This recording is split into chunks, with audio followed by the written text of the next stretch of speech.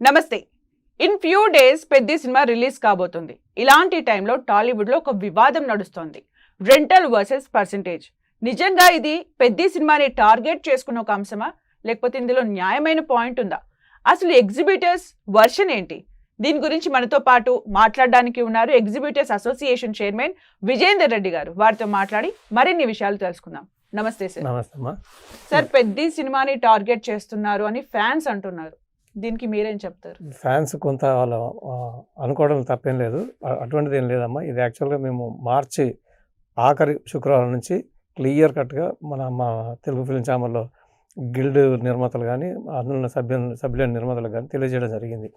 మార్చి చివరి శుక్రవారం నుండి పర్సంటేజ్ ఆడతాం, మేము దయచేసి మేము రెంట్లు ఆడమని చెప్పి అప్పుడే చెప్పడం జరిగింది. అది పెద్ద ఈ డేట్కి వస్తుందని కూడా కాదు, అంతకుముందుకే వచ్చి ఉండాలి. అది పోస్ట్పోన్ అవుతూ లేకుంటే ప్రీపోన్ అవుతూ వచ్చినాయి. ఇంకోటి ఏంటంటే మనకు ఆల్రెడీ 2008 నుంచి ఇది నడుస్తూనే ఉంది.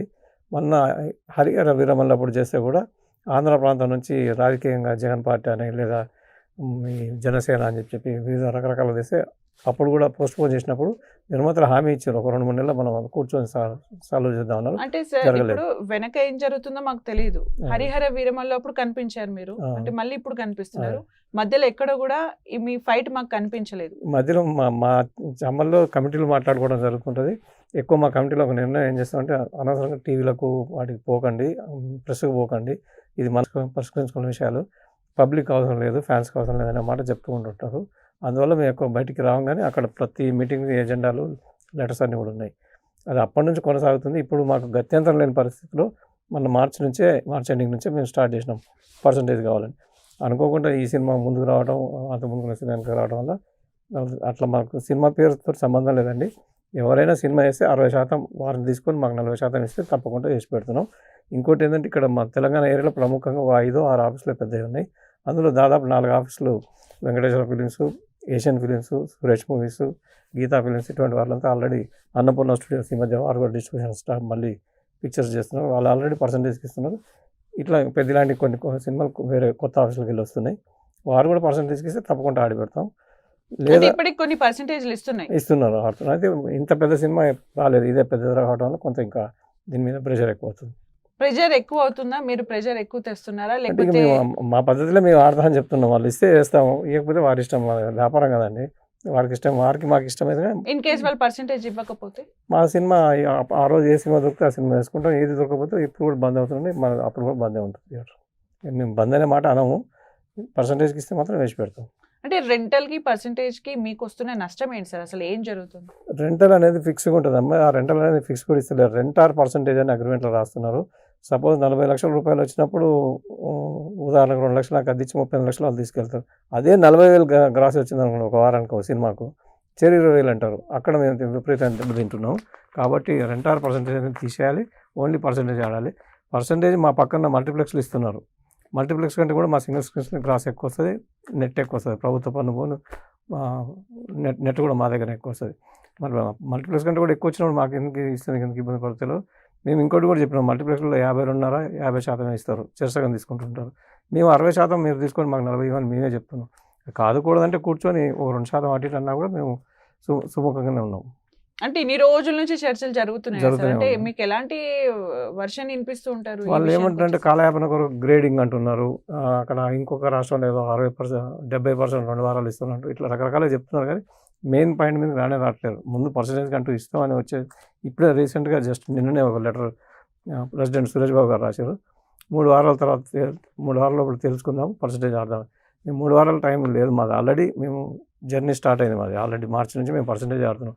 ఇప్పుడు కూడా మీరే నిర్ణయం తీసుకొని ఒక పేపర్ మీద సైన్ చేసి ఇస్తే దాన్ని బట్టి కొత్త విధానానికి పోదాం. లేదంటే ఇది ఒక్క సినిమాకి ఏమైనా ఎగ్జిబిషన్ కావాలంటే మళ్ళీ మా తెలంగాణ ఎగ్జిబిటర్స్ అందరం కూర్చొని నిర్ణయం తీసుకుంటాం. ఒక డేట్ వేసి ఫిక్స్గా ఇచ్చేస్తే సరే ఇన్ని రోజులు వదులుకున్నాం కదా, ఇంకొకటి కూడా వదులుకునే అవకాశం ఉంటుంది. వాళ్ళు డేట్ వేసి ఇవ్వకుండా 3 వారాల తర్వాత నిర్ణయం తీసుకుంటాం అంటున్నారు. రేపు ఏ నిర్ణయం తీసుకుంటారో కూడా మాకు భయంగానే ఉంది. 3 వారాలు ఇక్కడ చూస్తే పెద్ద సినిమా రిలీజ్ డేట్ దగ్గరకు వచ్చేస్తుంది. మీరేమో ఒకవేళ ఇది తేలకపోతే సినిమా దీనివల్ల ఎవరికి నష్టం? అసలు ఇక జనరల్గా చెప్పాలంటే బిజినెస్ అవగాహనలో తెలుస్తుంది. మాకు 2 లక్షల నష్టం అయితే వాళ్ళకు 10 లక్షల నష్టం అవుతుంది. నిర్మాతకి ఎక్కువ నష్టం ఉంటుంది విడుదల డేట్ కనుక తప్పనిసరి వేస్తే. ఎందుకంటే 50 లక్షలు చేస్తే మాకు ఇచ్చేది 2 కదా, మొత్తం ఆయన తీసుకెళ్తాడు.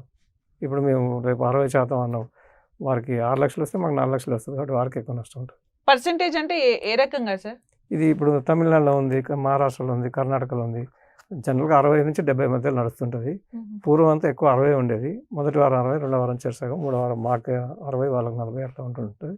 చూసి మేము వయా కూర్చొని ఏదైనా కావాలంటే కొంత వాళ్ళు ఎక్కువ అడిగినా కూడా ఇస్తే మేము సిద్ధంగానే ఉన్నాం.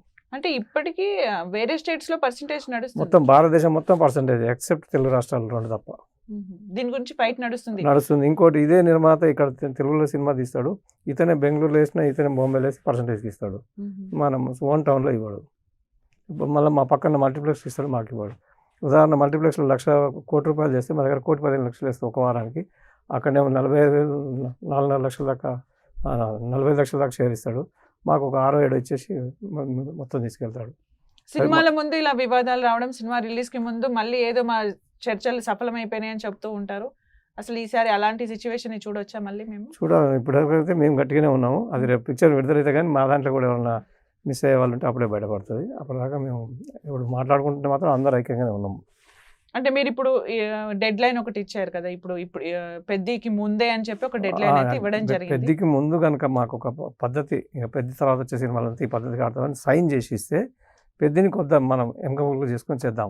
మరి మేము అడిగినంత కాకుండా మీరు ఏదైనా కోరితే దానికి ఇంకా బెటర్గా చేద్దాం. ఇలాంటి డెడ్ లైన్ పెట్టినాక మీ దగ్గర చర్చల కోసం సంప్రదించడం కానీ ఏమైనా నెగోషియేషన్ చేయడం కానీ ఏమైనా జరిగింది? కమిటీలో ఏం జరిగిందంటే ఇది డెడ్ లైన్ మరి అనుకొని వాళ్ళు ఇద్దరం ఎంత బయట తగ్గకపోతే నెక్స్ట్ డే చెప్తామని మా ప్రెసిడెంట్ గారు చెప్పి లేచి వచ్చింది. తెలంగాణ ఫిల్మ్ ఛాంబర్ ప్రెసిడెంట్ మా అందరికీ ఆల్ సెక్షన్స్ కలిపి రేపు చెప్తామని వచ్చి అతను సడన్గా రిజైన్ చేసేసి అది పెండింగ్ ఉంది. దానికి మేము ఎగ్జిక్యూటివ్లో మాట్లాడుకున్న తర్వాత మనం ఆల్రెడీ మార్చి ఎండింగ్లోనే పర్సంటేజ్ సిస్టమ్ స్టార్ట్ చేసినాం. ఇప్పుడు పెద్దకి మార్చేది లేదు. వాళ్ళు ఏదైనా అగ్రిమెంట్ మనకు ఒక ఫైనల్ డిసిషన్కి వస్తే అప్పుడు మనం ఆలోచిద్దాము, మార్చుదామని అంటున్నారు. ఇప్పుడు కొన్ని సినిమాలు హిట్ సినిమాలు ఫస్ట్ ఎంత బజ్ వచ్చినా కూడా కొన్ని హిట్ అవుతాయి, కొన్ని ఫ్లాప్ అవుతాయి. అక్కడ పర్సెంటేజ్ అన్నప్పుడు మీరు లాస్ అవ్వడం అట్లా ఏమైనా జరుగుతుందా? చిన్న రెంటల్ అయితే బాగుంటుందా? రెంటల్ బాగుంటుంది, రెంటల్ ఇస్తలేరు, రెంటల్ పర్సెంటేజ్ రాసుకుంటున్నారు. సపోజ్ మనకు ఒక సినిమా విడుదల అంటే మార్నింగ్ మ్యాట్ని 1,100, 1,500 అట్లా వచ్చి ఒక రోజుకి 6,000, 5,000కి ఆగిపోతుంది. అంటే అది వారం మొత్తం కలిపితే కూడా 50,000 కాదు. 50,000 వచ్చినప్పుడు చెరువు అదే 50 లక్షలు చేసినప్పుడు మాకు 2 లక్షలు ఇచ్చి 45 లక్షలు 50 లక్షలు తీసుకుపోతుంటారు. అది వద్దని చెప్తున్నాం. ప్రపంచవ్యాప్తంగా భారతదేశం మొత్తం ఉన్న విధానం పర్సంటేజ్, ఆ పద్ధతే చేయండి. మాకు కొత్తగా మా పక్కన మల్టీప్లెక్స్ చేస్తున్నారు కదా, ఆ విధానం మాకు చేయమంటున్నాం. కాకంటే వాళ్ళకంటే ఇంకొంత ఎక్కువ తీసుకోమని కూడా మేము మరీ చెప్తున్నాం. అంటే రెంటల్ ఆర్ పర్సంటేజ్ అని ఉంటుంది, అది తీసేయాలి. రెంటల్ ఆర్ పర్సంటేజ్ తీసేసి ఓన్లీ పర్సంటేజ్ పెట్టాలి. ఓకే, 2008 నుంచి మీరు ఫైట్ చేస్తున్నారని చెప్తున్నారు కదా సార్. అంటే అంతకు ముందు అసలు ఎలా ఉండేది, దాని తర్వాత ఏమన్నా కొంచెమైనా మార్పు వచ్చిందా? యాక్చువల్గా ఏంటంటే మనం 1956 నుంచి మన హైదరాబాద్ స్టేట్ నుంచి ఆంధ్రప్రదేశ్ ఏర్పడింది. అప్పటి నుంచి కూడా పర్సంటేజ్ సిస్టమ్ ఉంది. ఎన్టీ రామారావు గారు వచ్చి టికెట్ ట్యాక్స్ స్లాబ్ సిస్టమ్ అన్నట్టు తెచ్చారు. అంటే ప్రేక్షకులు లెక్క పెట్టే అవసరం లేదు, ఒక థియేటర్కు 6,000, 7,000 అని ఇట్లా ఫిక్స్ చేసిన కాడ నుంచి అక్కడ నుంచి మళ్ళీ కొద్దిగా రెంటల్ సిస్టమ్కి వచ్చింది. మళ్ళీ జిఎస్టీ వచ్చిన పర్సంటేజ్ సిస్టమ్ వచ్చింది. మారాలి కానీ మారుస్తలేరు. అది ప్రొడ్యూసర్స్కి, ఎగ్జిబిటర్స్కి ఈ గ్యాప్ ఎప్పటి నుంచి స్టార్ట్ అయింది సార్? 2008 నుంచి నడుస్తున్నాం ఇది. ఎప్పుడైతే జిఎస్టీ వచ్చిందో, జిఎస్టీ వచ్చి రాగానే మాకు కూడా పర్సంటేజ్ సిస్టమ్ ఇచ్చి ఉంటే ఇబ్బంది ఉండవు.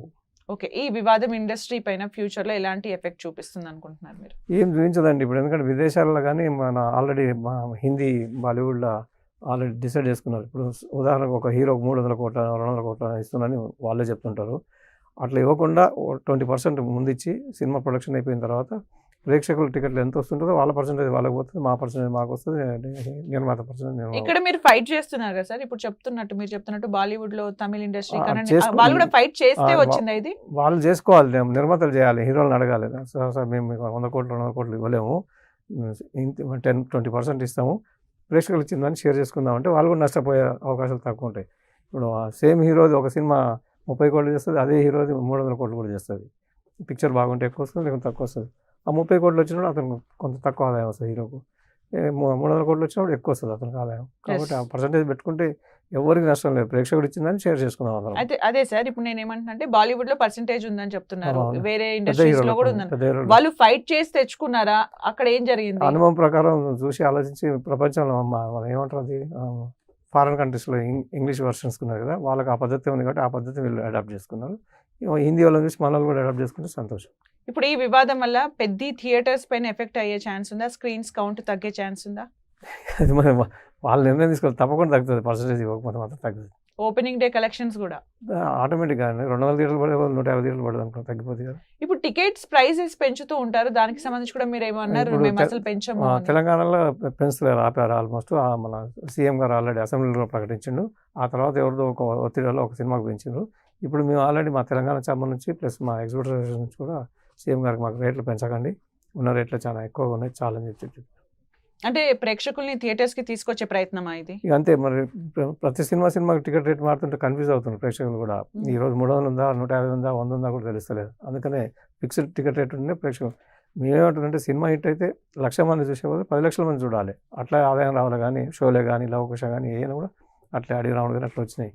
ఇప్పుడు ఏం లేదు, ఏదన్నా ఉంటే మొదటి వారంలో తీసేసుకుందాం, అది 300 రూపాయలు 600 రూపాయలు టికెట్లు పెట్టేసి ప్రేక్షకులను ఇబ్బంది గురి చేస్తారు. అది మంచిది కాదని.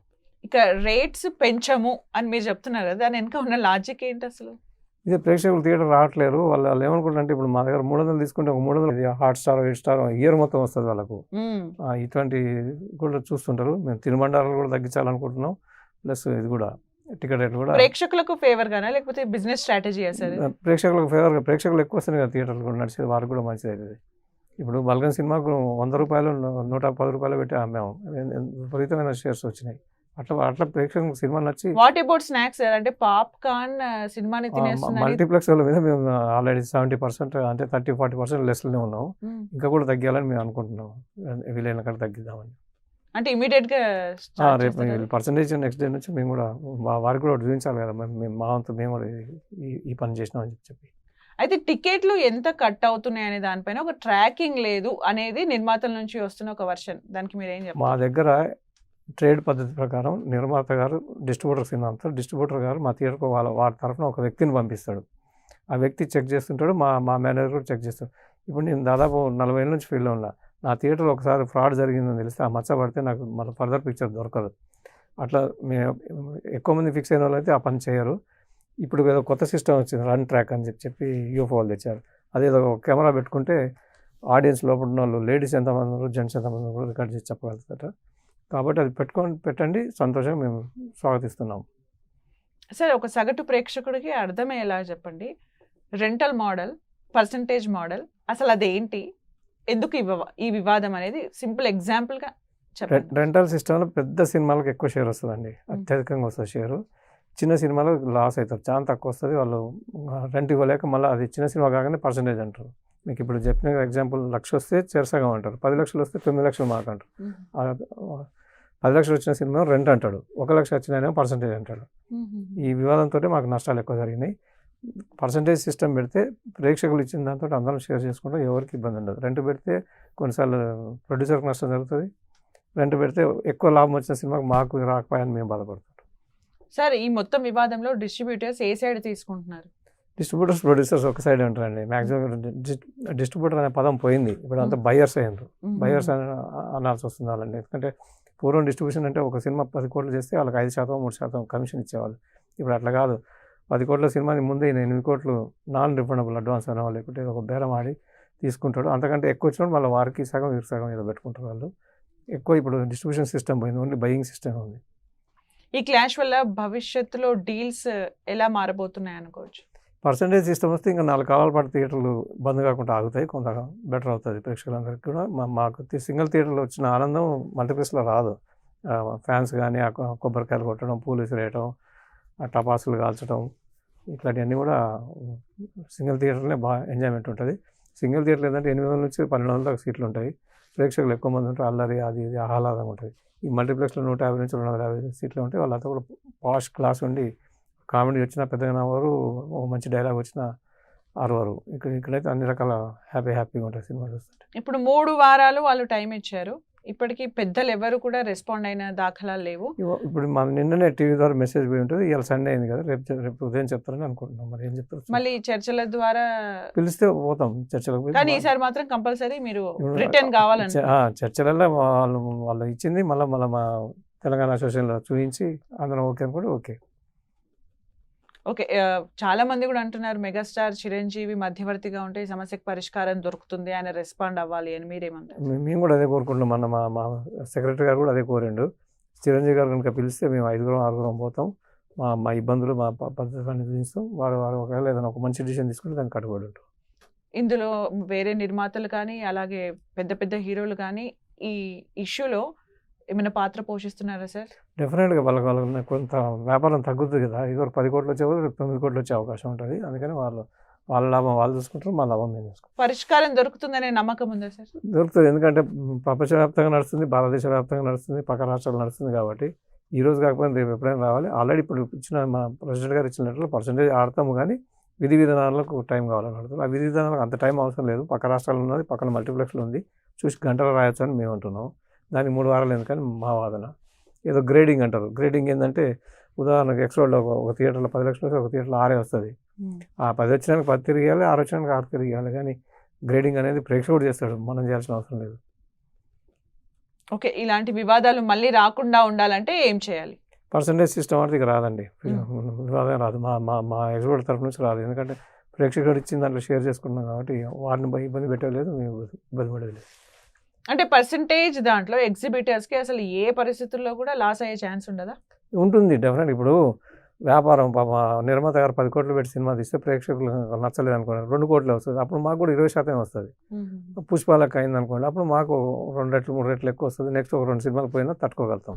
మరి అప్పుడు మళ్ళీ వచ్చి రెంటల్ అయితే బాగుంటుందని ఏమని అంటారా? అనమండి, ఎట్టి పరిస్థితులు అనం. ఎందుకంటే ఇది శాశ్వత నిర్ణయం. అన్ని ప్రాంతాలు నడిచే విధానం ఇదే బెస్ట్. ఎందుకంటే ఒకళ్ళు మోసం చేసుకోకుండా పర్సంటేజ్ అంటే వచ్చిన దాంట్లో షేర్ చేస్తున్నాం కాబట్టి ఇబ్బంది లేదు. రాని డబ్బులు ఇవ్వని అడుగుతాం. అంత పూర్వం మొదట్లో మేము 3 లక్షల అద్దె, 6 లక్షల అద్దె అని ఫిక్స్గా పెట్టేవాళ్ళం. వాళ్ళకి 2 లక్షలు గ్రాస్ చేసినా కూడా మిగతా 5 లక్షలు మాకు గట్టి ప్రింట్ తీసుకుపోయేవాళ్ళు. ఇప్పుడు ఆ దౌర్జన్యం లేదు. వస్తేనే మీకు వస్తేనే ఇవ్వండి. 50 లక్షలు వస్తే 20 ఇవ్వండి, లేదా ఒకటి 50,000 వస్తే చెరి 25 తీసుకుందాం. అట్లా ఈ కమిషన్ని క్రాస్ చేసి కొన్ని థియేటర్స్ రిలీజ్ చేసుకునే అవకాశం ఉంటుందా సార్? కొంతమంది రాక సినిమా దొరుకుతుంది, పెద్ద సినిమా దొరుకుతుంది కాబట్టి టెంప్ట్ అయ్యే అవకాశం ఉంటుంది. చాలా తక్కువ పర్సెంటేజ్ ఉంటుంది అనుకుంటాం. మ్యాక్సిమం 10% వస్తే కూడా గొప్పే. కాకపోతే ఇప్పుడు ఆ పెద్ద సినిమాకి సంబంధించిన వాళ్ళకి ఓన్ థియేటర్స్ ఉన్నాయి, 20-30 థియేటర్లని, వారి థియేటర్లో పడే అవకాశం ఉంటుంది. అవి కాకుండా మీ దాంట్లో నుంచి మా దాంట్లో నుంచి కొంతమంది వెళ్తారు, 10% వెళ్తారు అంటున్నారు, వెళ్తారు. సుమారు తెలంగాణ వరకు తీసుకుంటే ఎన్ని థియేటర్స్ ఉన్నాయి, ఎన్నిట్లో పడే ఛాన్స్ ఉంది? మా దాంట్లోకి వెళ్ళి కూడా పోతారు. ఒక 10% ఒక 20-25 థియేటర్లు పోతారు, అంతకంటే ఎక్కువ. 400 థియేటర్లు ఉంటే 400లో పడదు ఈ సినిమా. ఎందుకంటే ఒక ఊర్లో 3-4 థియేటర్లు అనుకో, 2 థియేటర్లు వేస్తుంటారు. సగటున వేసే దాంట్లోకి వెళ్ళి తగ్గుతాయి అని చెప్పి చాలా స్ట్రాంగ్ గా ఉన్నారు పెద్దిని ఆపడానికి. స్ట్రాంగ్గానే ఉన్నాం. పెద్దిని ఆపడం పర్సంటేజ్ విధానం కొరకు ఉన్నాం. ఎందుకు మరి మధ్యలో చాలా సినిమాలు వదిలేసి పెద్దిని పట్టుకున్నట్టు అనిపిస్తుంది? అట్లేం లేదమ్మా. మార్చి ఆఖరి శుక్రవారం నుంచి మొదలు పెట్టినాం కాబట్టి పెద్ద అప్పటికి అనౌన్స్ కూడా చేయలేదు. హరిహర వీరమల్లు నుంచి పెద్ద మధ్యలో చూస్తే మధ్యలో చాలా వచ్చాయి. మీరు చర్చలు అప్పుడు జరిగినాయి అన్నారు. అప్పుడు ఎప్పుడు కూడా ఇంత గట్టి కూర్చోలేదు.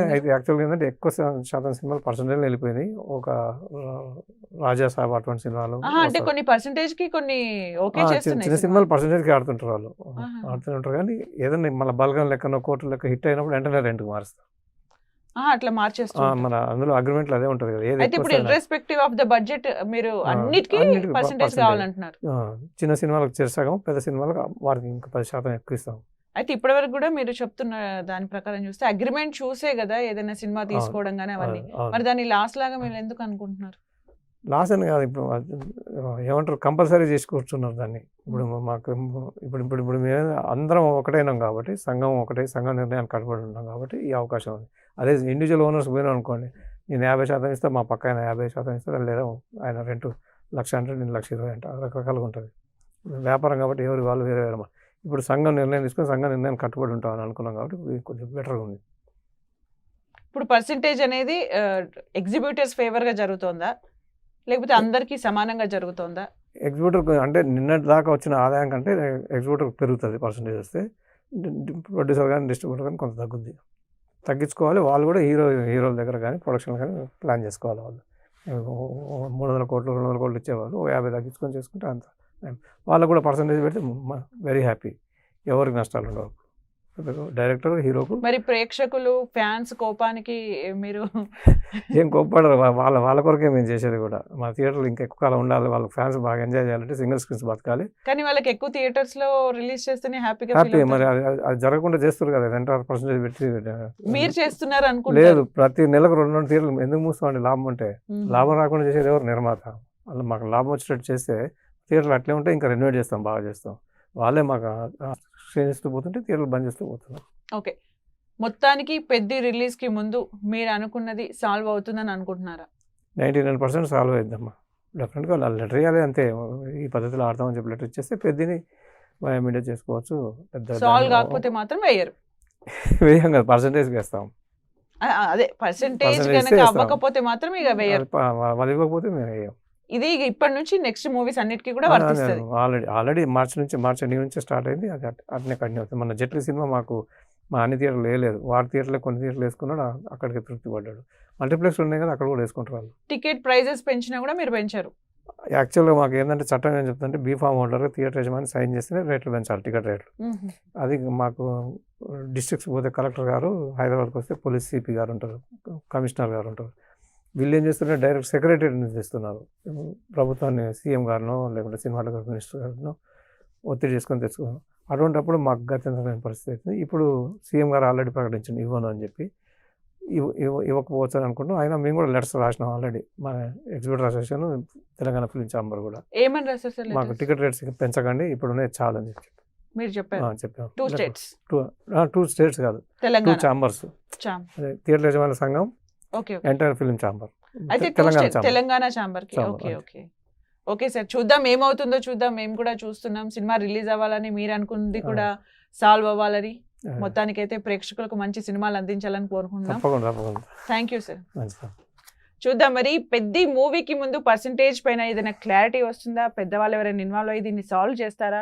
ప్రేక్షకులందరికీ కూడా పెద్ద సినిమా అందుబాటులోకి వస్తుందా? Wait and see. ఇది వాటి స్పెషల్ ఇంటర్వ్యూ. మరో అంశంతో మళ్ళీ కలుద్దాం. Keep watching 10 TV.